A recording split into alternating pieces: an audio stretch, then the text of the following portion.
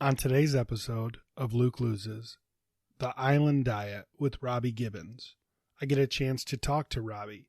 He was a contestant on ABC's Castaways back in 2018. When Robbie got to the island, he was around 400 pounds.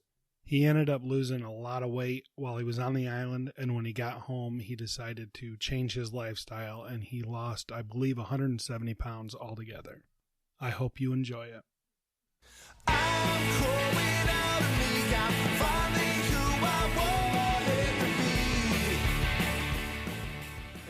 What's up, losers? I am Luke, and this is Luke Loses. Now, remember, being a loser, that's a good thing, because we're losing the weight, we're losing the unhealthy lifestyle, and we're losing that negative image we have for ourselves. I have no fitness or nutrition education. Everything I talk about is from asking questions, searching the internet, and my own personal experiences. Go over to www.lukelosespodcast.com. My social media links are there, as well as the ability to just listen to the episodes right there on the website. Also, I have the loser line. That is 323-920-LUKE. or 5853. Give me a call or send me a text with topics, concerns, tips, whatever's on your mind. I will try to address it in a future episode. If you could go to Apple Podcast and leave me a rating and a review, I would appreciate it so much. And if you could share this podcast, share this episode, share my link, it would mean so much to me. Also, if you know somebody who could add value to myself and the other listeners, send them the podcast and tell them to get in contact with me. I'd love to talk to them about coming on the show. I want to give a quick shout out to my mom. I had her on for the Mother's Day special. She is down 7 pounds since she started her weight loss journey. So keep it up, Mom. I'm super proud of you. I love you. And the music that you're hearing right now is by Jake Simmons and the Little Ghosts. Check them out. I will have all their links in the description of this episode. And for today's show, like I said in the beginning, I have Robbie Gibbons, aka Robbie Rainbow. I'm super excited about this episode. Let's just jump right into it.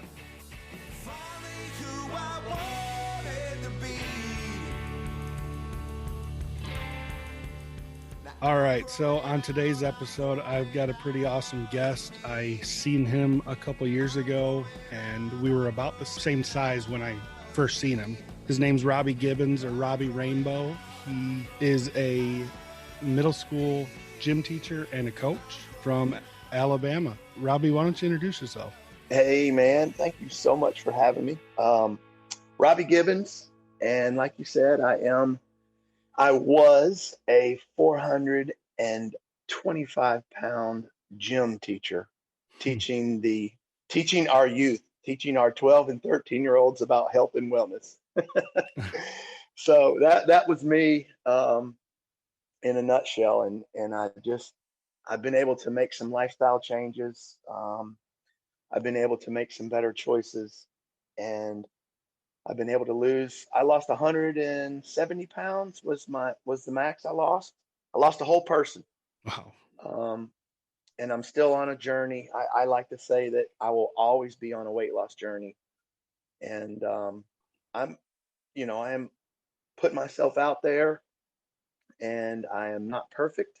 I have my bad days. I just try not to let the bad day turn into a bad week or a bad month. And I'm hanging in there pretty good. I appreciate you having me on, Luke. Yeah, well, I appreciate you coming. Before we get into the interview, I have one question. Hypothetically, you're stranded on an island. What is one thing you bring with you? Oh my gosh.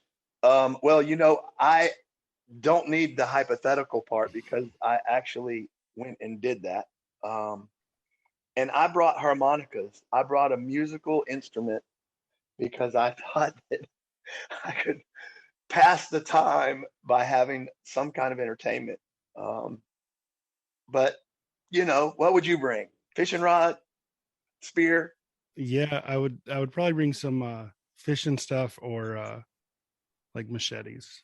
I was on a show, Castaways, that was it aired 2 years ago now, and the premise behind it was you there's no $1 million prize at the end.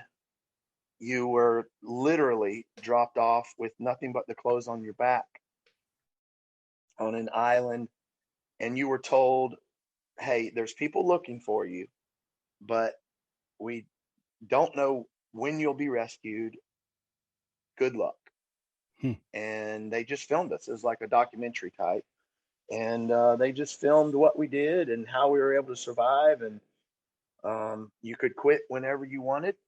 You could throw in the white towel, raise the white flag and say, please come get me. I can't do this anymore. Or you could find a way to make rescue till someone comes and gets you. And I lasted 6 weeks in the Indonesian Coast Guard. Showed up, helicopter flew over and found me, and then sent a boat and had a whole rescue crew come in and sweep us out of there and fed us something to eat because we didn't have much. Yeah, so I think I connected with you so much because when you went to the island, you're like the first person we see on episode 1, right? Swimming to shore. And you were, I think you said 390 pounds when you got to the island. Is that right? Mm-hmm. I want 397. 397. Yeah, right at it. Seeing you, I'm like, this guy is crazy. There's no way me being this size I'm not going to last 10 minutes out there without a McDonald's around the corner, let alone we don't know when we're getting rescued. And I had an immediate connection with you because everything you talked about, I'm like, man, I can relate to that. Like talking about, there was a scene where on the kitchen of your house, because they do a flashback, and you turn the light on, you come out, it's like 12 something in the morning. And you talk about when the house goes quiet, when everybody goes to bed, you just have at it, and I've heard you say that you're a professional snacker. So, and I was the same way. But isn't it so true? I mean, it's so true for so many people. And it's like, I don't know if it's boredom or everything kind of gets dark and quiet, and we turn to food and we eat and we keep eating and we don't know how to turn it off. Yeah. I say, food gets me. Food's never talked bad about me. Food's always been there for me, and it's done what I thought it was supposed to do and make me feel good and happy. Right. That's a good way to put it. Yeah. I mean, that's, I'm right there with you. I'm right there with you. And do you feel like you battle it every day though? Every day. Like every day is a battle? I'm a binge eater. Okay. I don't crave food. I crave eating. So it doesn't matter what it is. If I had, 10 pounds of lettuce, I would try to put it down. Yeah. It's the quantity. I love the feeling. I love the sense of accomplishment. Right. The buffet, getting there and doing 8 or 9 plates and then undoing my pants, feeling miserable. But, I just did that. Right. And it's a pride thing. And even the whole act of eating, chewing, swallowing, feeling it, that nasty feeling, I loved it. Yeah, it's kind of like a bad boy. Like that's your bad boy. I always used to like to say, like, well, I can't get arrested for going to overeat at the Applebee's. Yeah. But it's still that kind of bad boy. I didn't, you can't get in trouble for it, but yep, you're really just wrecking it. Now, touching on that, I have heard you on another podcast, and I believe in a couple of the videos I've seen you've talked about being a professional eater, professional snacker, and you could put people to shame. And one thing that you said, you were a pro eater and proud, and the pride from other people that give you for being able to eat that much. I can totally relate to that. That was, I'd go out to the bar and I could binge drink a mug that held 3 beers, and everybody would cheer me on, and I'd get free drinks that way. Or The one thing I talked to you about before we started recording that I think I could put you to shame is I hold the record at a local restaurant. They went out of business, but True story. This true story? yeah, true story. I got a shirt somewhere to prove it. I ate a 64-ounce steak 7 minutes faster than it's ever been eaten, and it was in 24 Come minutes. on. 24 minutes. Unbelievable. It was. I've heard about those challenges.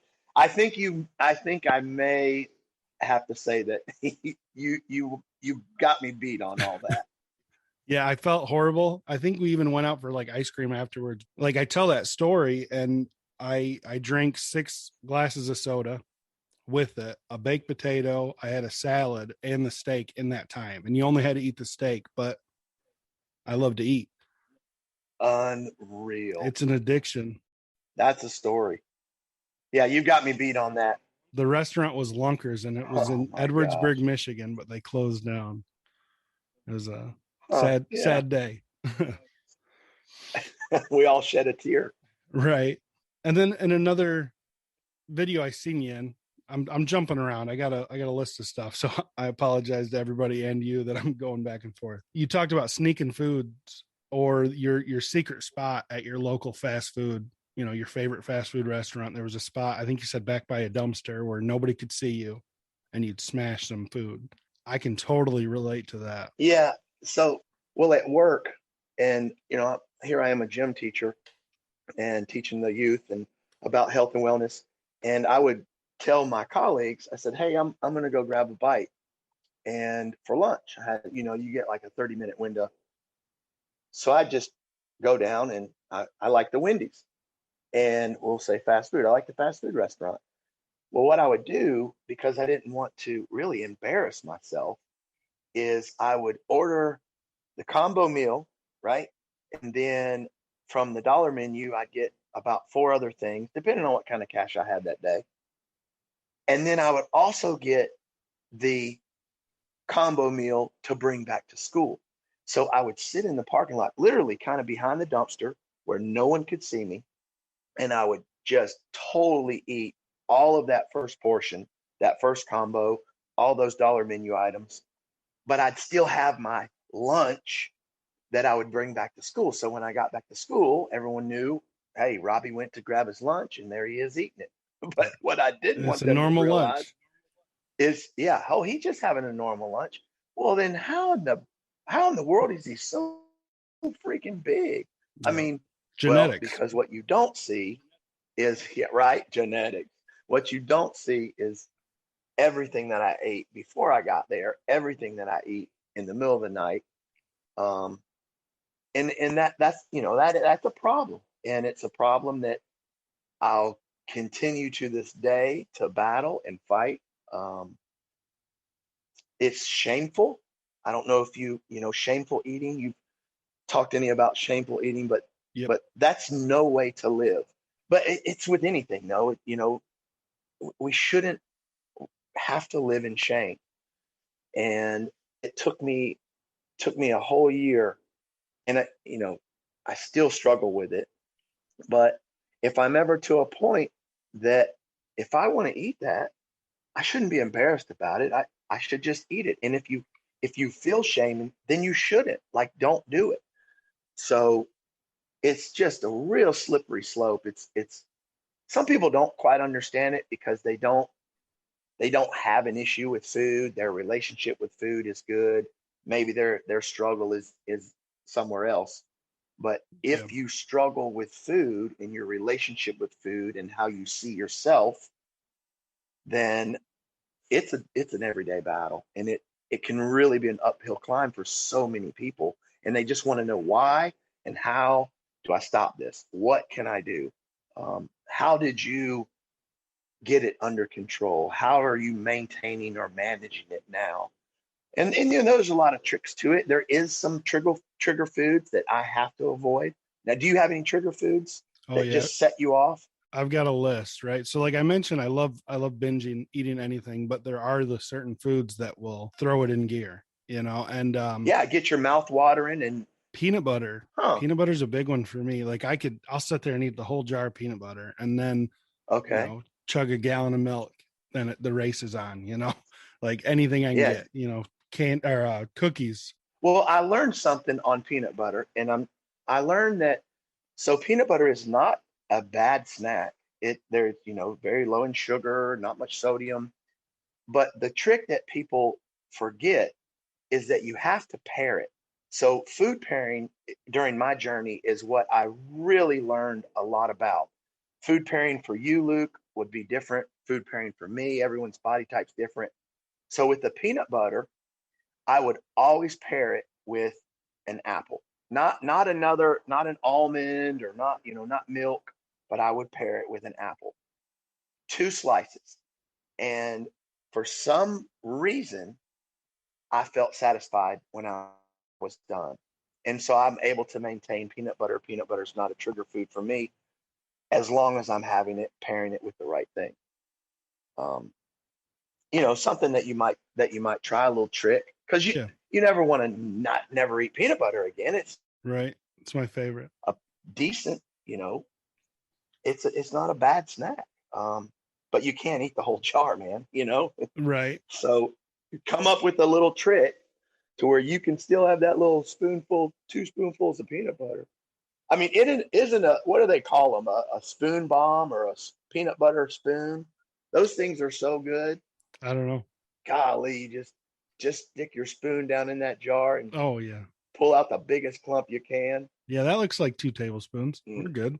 That's Yeah. it. That's what the serving says, and yeah, it's about right.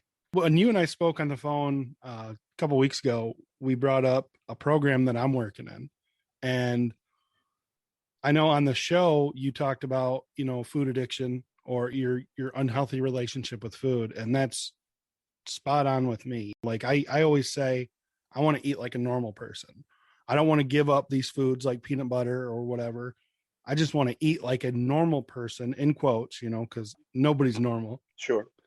But a normal person would eat that peanut butter or a pizza. Like if I go get a pizza, I want to have 2 slices, maybe some breadsticks and a glass of soda, and not Right. a 2 liter, a bag of breadsticks and the whole pizza.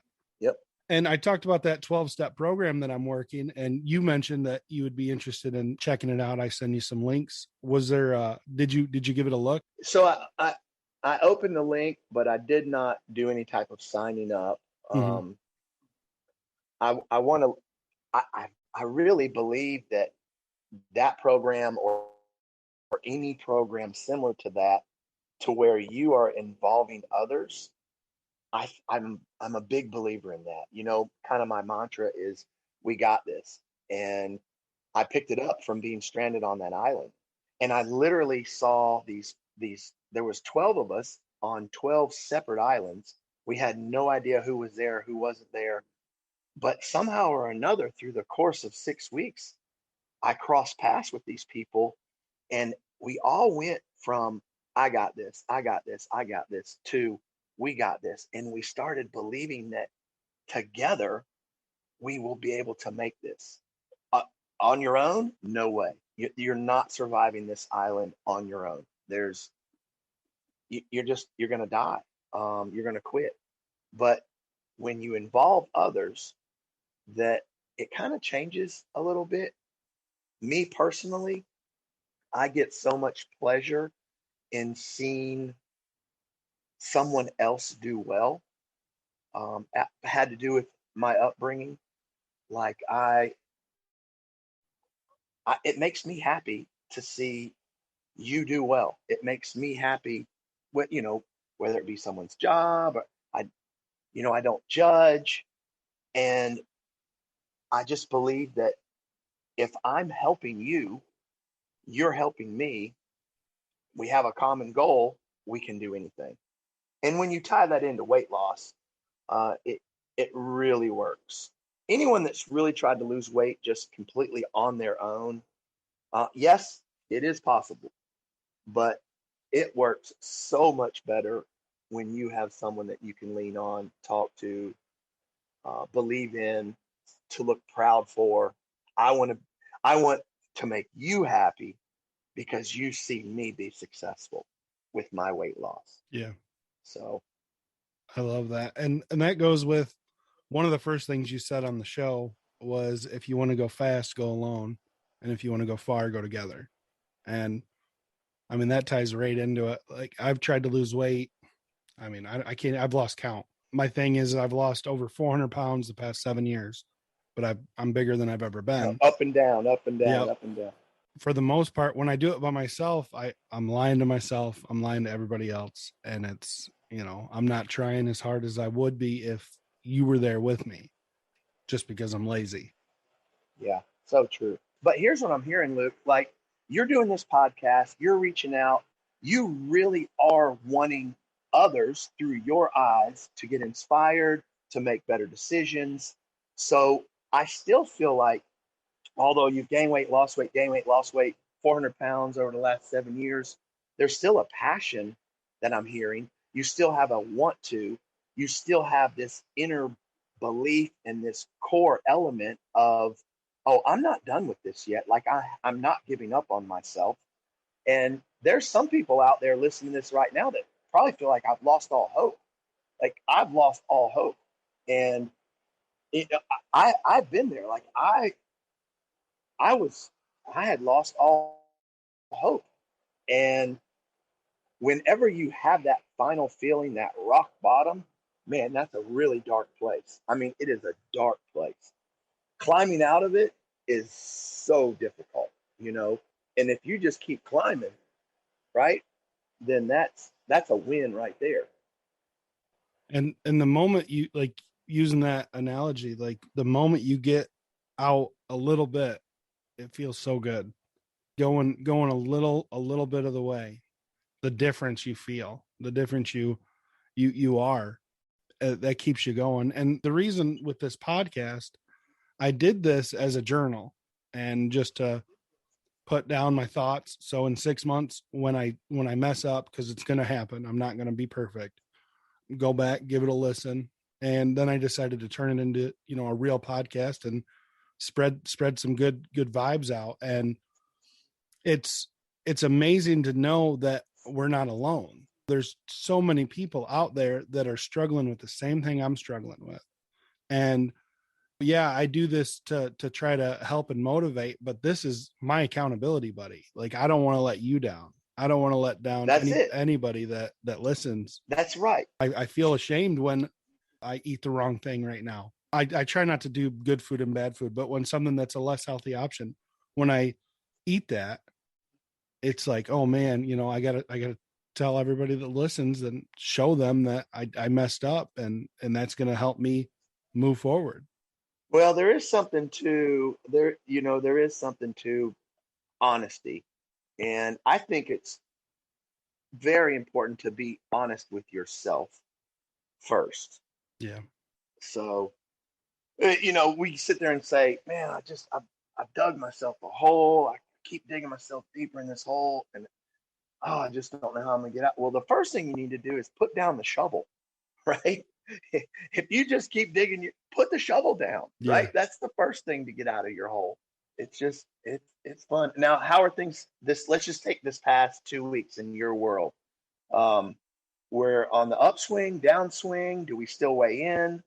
Yeah. Where are you in your journey right now? I do a weigh-in every Friday on the podcast. Like, I'll do a little bonus episode where I'll step on the scale live. So I'm seeing it when, my listeners hear it. And this week it's been rough. Since February 22nd, I haven't lost below a certain point. I dropped down, and now I'm like in a plateau where I'm eating right. Okay. I started going to the gym more. I'm exercising, I'm lifting, and I'm just coasting in that. And it's 360 area. So I go down to like 358, 362. So I'm right in that spot for the past 2 months. And it's getting to that point where it's kind of that screw it mentality, because, I'm trying to eat right for the most part, and I'm doing the work. Frustration is setting in. Yeah. And it's like, might as well go and spend $30 at the fast food joint because I'm not losing. Screw it. It's not working. Before we started recording, I brought it up to you that this past week has been really bad for me, and I haven't made a post, but my next episode that comes out, it's going to be before this one, talking about what I've been doing wrong and how I need to get back on it. And I've used the analogy before that I'm on a road going to my destination, and I might take a stop. I might set up camp for the night here, but I keep going. I keep heading in that direction. And right now it doesn't feel like that. It feels like I'm took a turn. I'm getting upset, and I did weigh myself, and my number has gone up quite a bit since my last weigh in. So I'm just, again, that frustration. It's like, oh man, what do I do? I know what I need to do. Yeah, here's what I did. Here's what I do, and I still do it now. Whenever I find myself, I really don't want to go over a 2 day like screw up, I'll intermittent fast. And I don't, there's a lot of, it's a big subject right now, intermittent fasting and the benefits and the mental side. But here's what it does for me. I do not intermittent fast daily. But whenever I find myself like on a 2 day deal where I have to stop, look myself in the mirror and go, wait a second, Robbie, I will fast, and I will fast for 18 hours, and I will start at night, and I will not eat, not eat, not eat. And it's almost like a quick reset. You feel accomplished when you overeat. You told me that earlier in this conversation. Mm-hmm. Well, you're going to feel accomplished when you don't eat at all. It's the exact same mentality, but instead of involving the food, you've removed it. And it is, you talk about a self-challenge, a way to go, a boy, pat yourself on the back. This is the way to do it. And you just don't eat.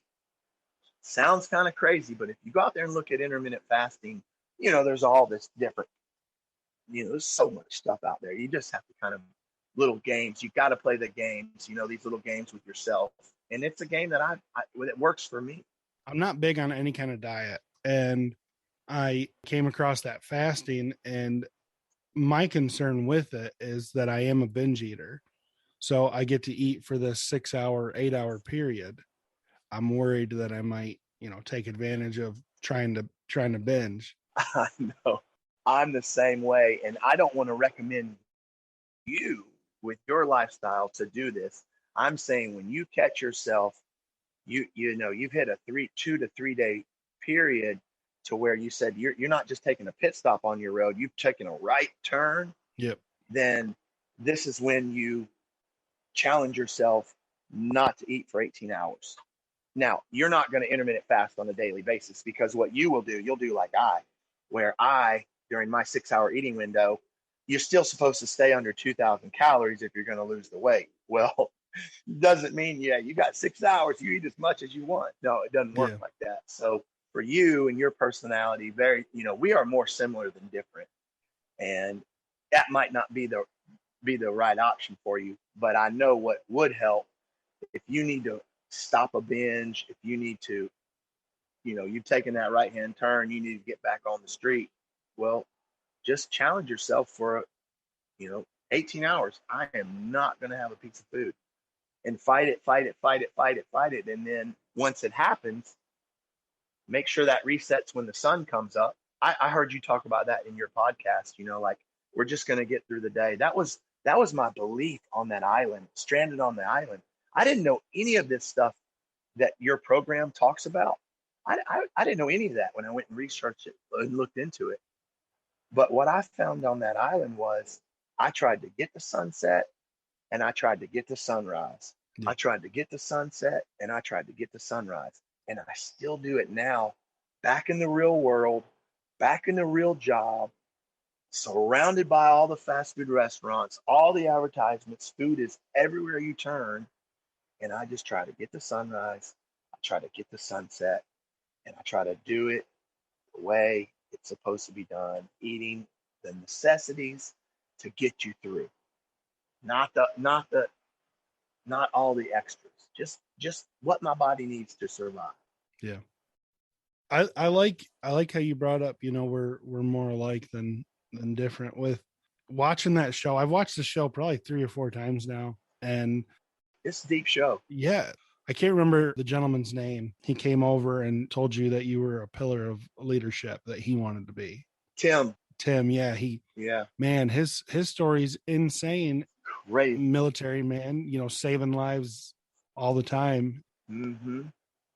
It was amazing. And like that whole time he was talking about that, I was thinking it, going back to where I was. There's no way I could do this, be on this island. And then here you are crushing it. All you wanted was a stingray for dinner. I finally got it too. Yep. Those boys came over and man. Yeah, sure did. Yeah, it was a different experience. It was pretty different. People ask me, would you go do it again? And I say no. I wouldn't. It was extremely difficult. Yeah. It was extremely difficult. For our pleasure, my viewing pleasure, you went through hell. Yeah, but it was a neat deep show. It was good. Yeah. It touched on a lot of different issues that's out there, and it was everyday. It was normal people. It was everyday people thrown into a situation, and it's like locker room talk growing up. Hey, what would you do if you were stranded on an island? Yeah. What would you do? Well, I just tried to live. I just tried to survive one day to the next. Yep. I'm just curious from your side of the world, how do your kids perceive your journey? How do you think that they view? Do they know that you struggle? Do you feel that they're gonna? I feel for me personally, my kids are gonna love me regardless. They've seen me at 500, 400, 425 pounds, but the flip side to it is, I think that they're proud that I have accomplished something that I talk about so much. Don't get me wrong. Every single family out there has had conversations about weight loss. It doesn't go not talked about in someone's family. Yeah. So I just feel that they have a sense of pride.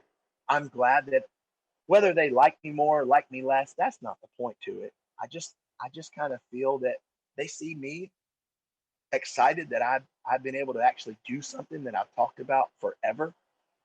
A little, are you about the same way on that? I recently put out an episode interviewing my kids, talking about it. My two younger ones, they're too young to really understand, but my youngest, he's 6. He tells me, "You're not fat anymore, Dad. You're just chunky."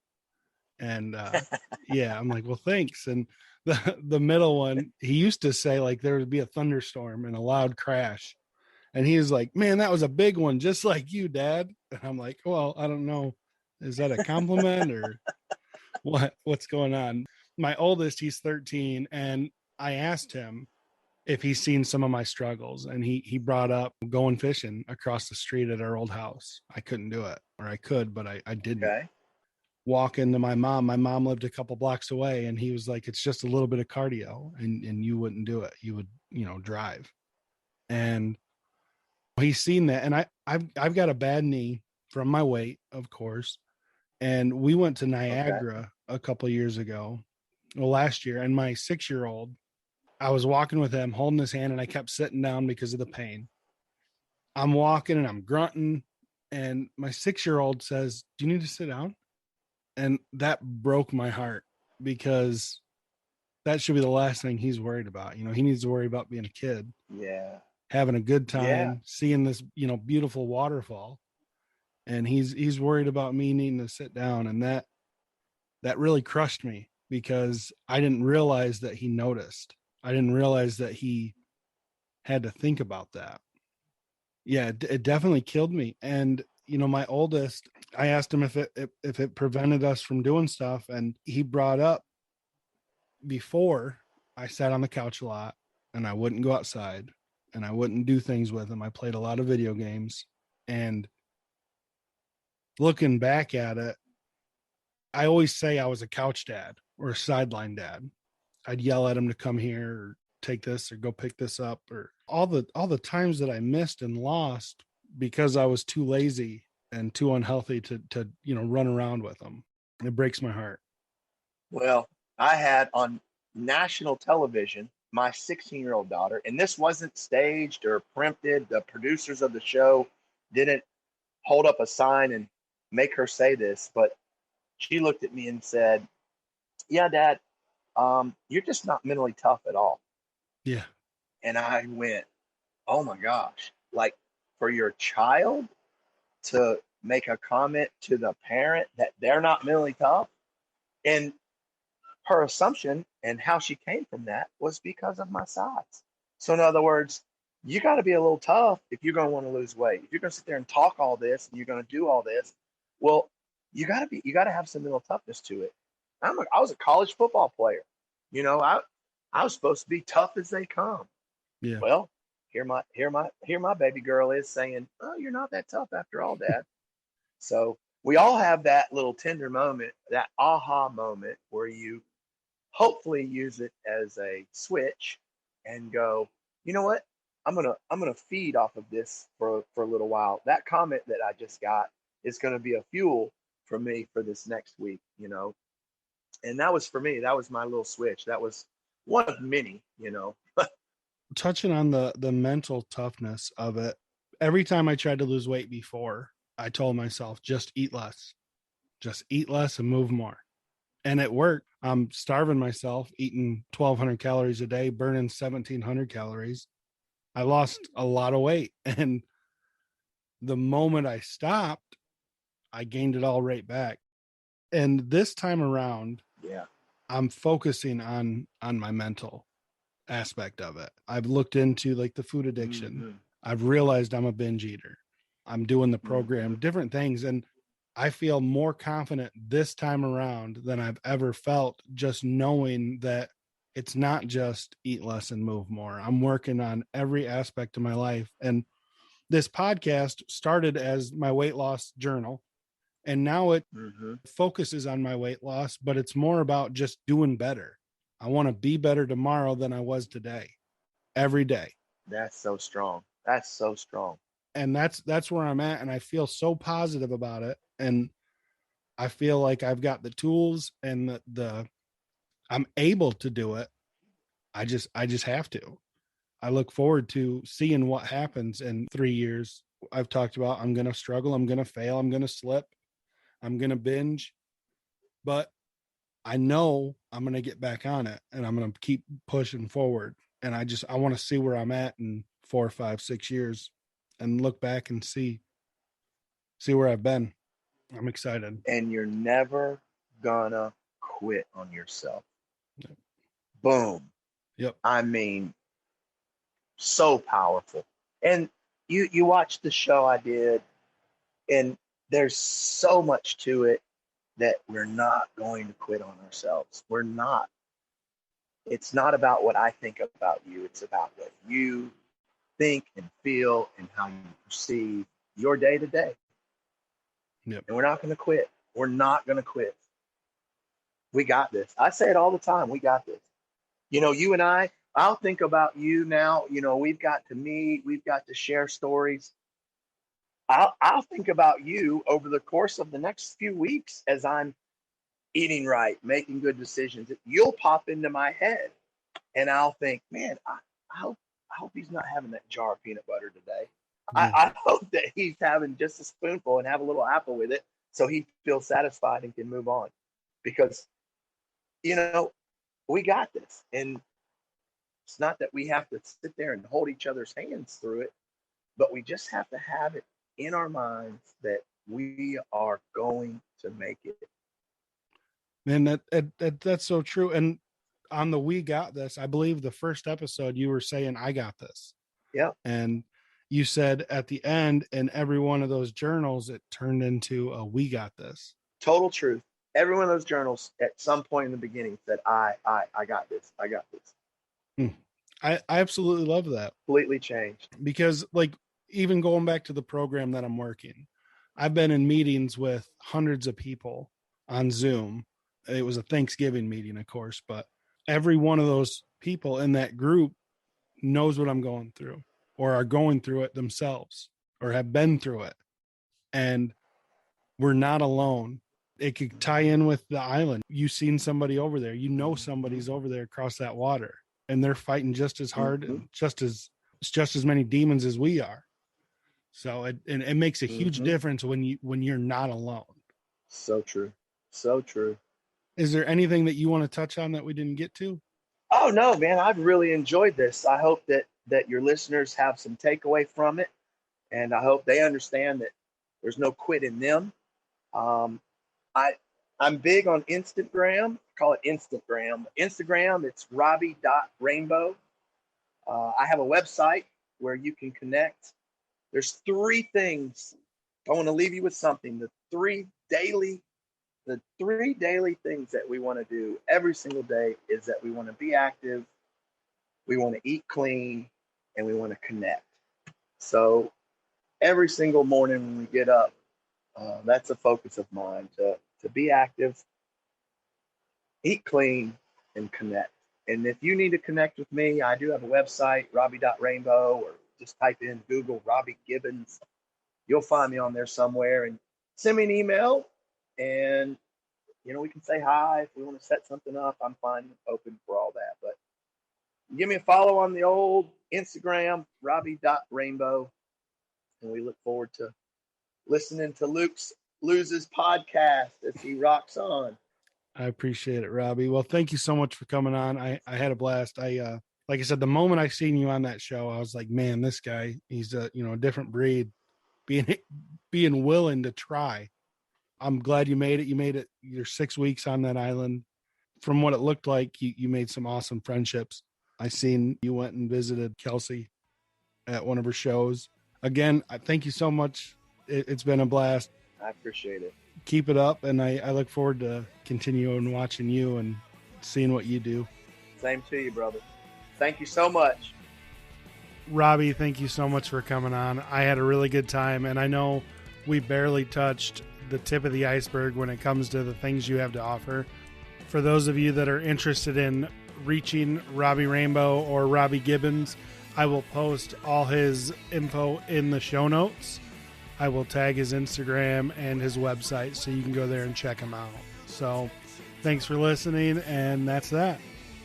If you could, I would really appreciate you going over to Apple Podcast or wherever you listen to this podcast and leaving me a review and a rating. It would mean the world to me. I love hearing the feedback. Even if it's negative, I want to hear it. Also, don't forget to share this podcast, this episode, with your friends and family on your social media. Again, that's another thing that would mean the world to me. Go to www.lukelosespodcast.com. That's got all my links, all that information. You already know that, though. And don't forget to call the loser line, 323-920-LUKE or 5853. Whether you got a tip, a topic idea, a concern, whatever the case may be, send it there, call into there. I will try to address it on a future episode. This amazing music that you're hearing right now is by Jake Simmons and the Little Ghosts. Check them out. They're on Bandcamp. You can buy all their records, including vinyl, over there. I will put all their links in the description of this episode. If you're on Facebook, go over to Trimming the Fat Weight Loss Support Group. Corey, Adam, and myself, we've all came together. Join that group. We would love to hear from you. So, as always, stay positive, do the work, trust the process, and I will see you Friday for my weigh-in.